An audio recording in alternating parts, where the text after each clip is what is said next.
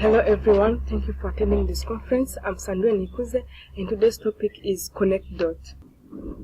So in this conference we are going to cover two topics, how globalization affected patterns of the spread of disease and also how globalization has changed the methods used to control diseases.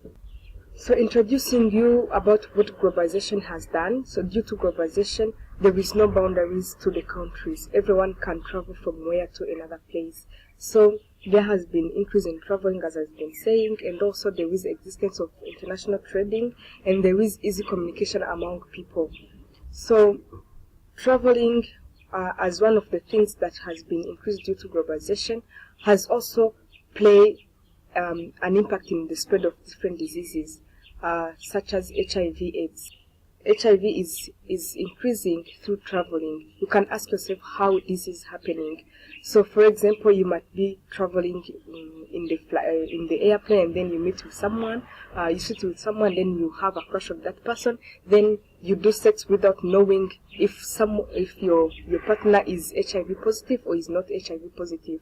Then after doing that sex, you might find yourself having AIDS because one of you had HIV/AIDS and you did not get a chance to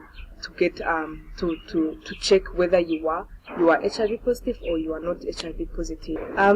Another thing, due to traveling, is not increasing HIV only, but also it is increasing the spread of diabetes. So while people are traveling, they need to consume something because they are having a long journey, so they might consume some snacks, and those snacks are sugar based. So when people while traveling they keep eating sugar based products, they are increasing their level of getting diabetes, which is one way traveling is increasing diabetes.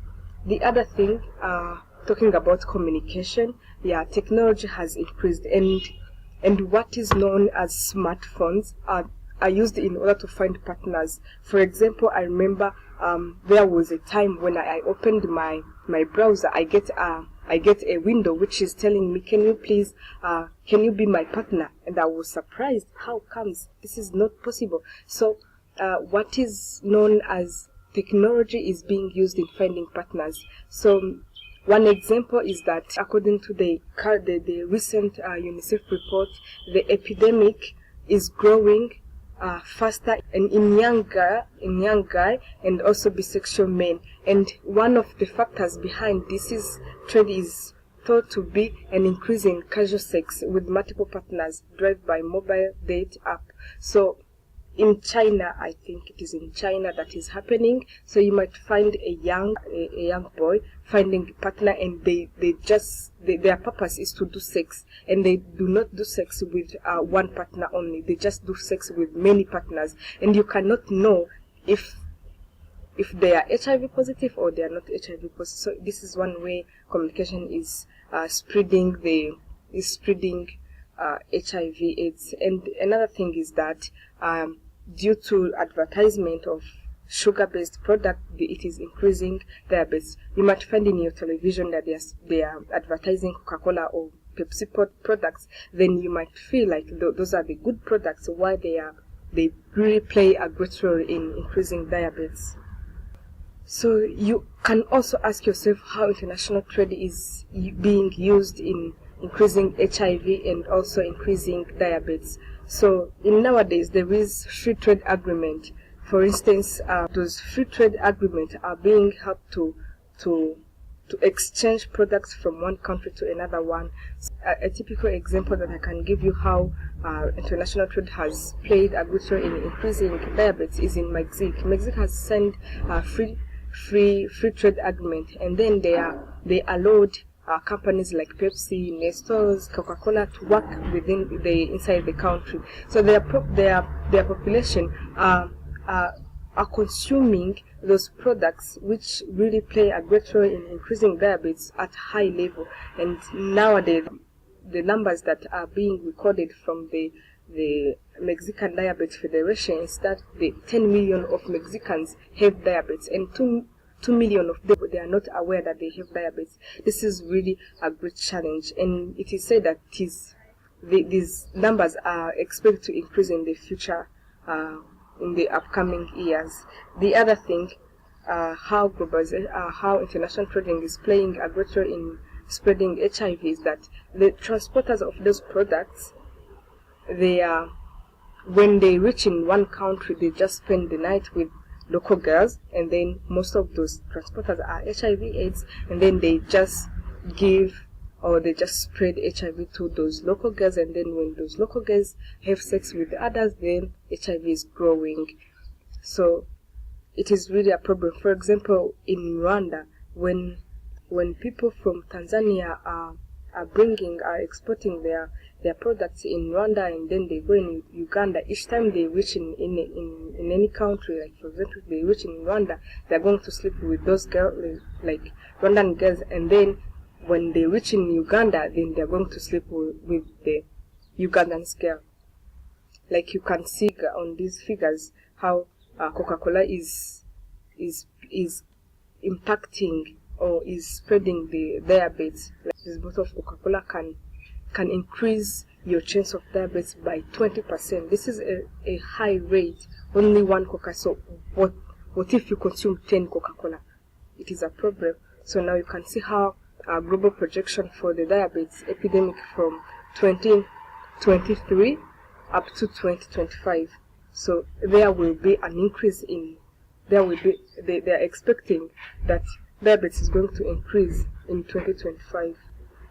So this is the number of people with HIV, like the global number of people who live with HIV per year. So you can see that it has been increasing from 1990 to 29. So this is in 29. So what about today? So how globalization has changed the methods needed to control diseases.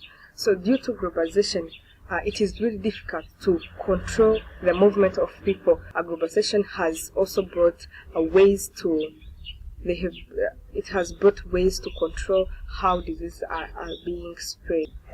So there is improvement in satellites and media technology, and so news are quicker than before due to satellite and the media technology. It is possible to know before natural disaster or infection diseases which happened in one place before they reach in another place. So it becomes possible to control how the diseases are being spread from one place to another one. So there is internet. Internet is used to educate or to give more information about how other place has tackled any challenge. Then there is advanced geographical information system. It is helping to improve measures to control outbreaks of infectious diseases in many countries. For example, a geographical information system, GIS, which play a great role in capturing information about a certain place.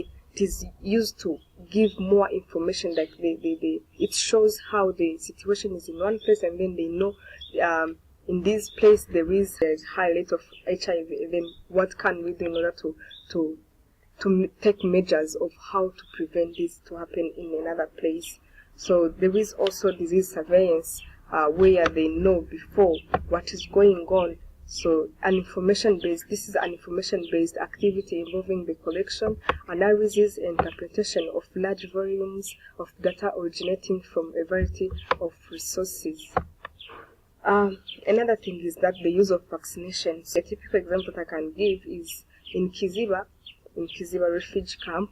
Like before the refugees went in America, they just do tests, they just give them vaccination, they just make sure that those who are going to leave one place are really tested, so that they can make sure that the diseases that they carry, they are not going to go with them in another place. So you can refer to those references if you want to know more about globalization versus the how diseases are being spread and how diseases are being controlled. So thank you for attending this conference. I hope this is going to happen. If we join our hands and then we do our best, we are going to protect our life and even our world.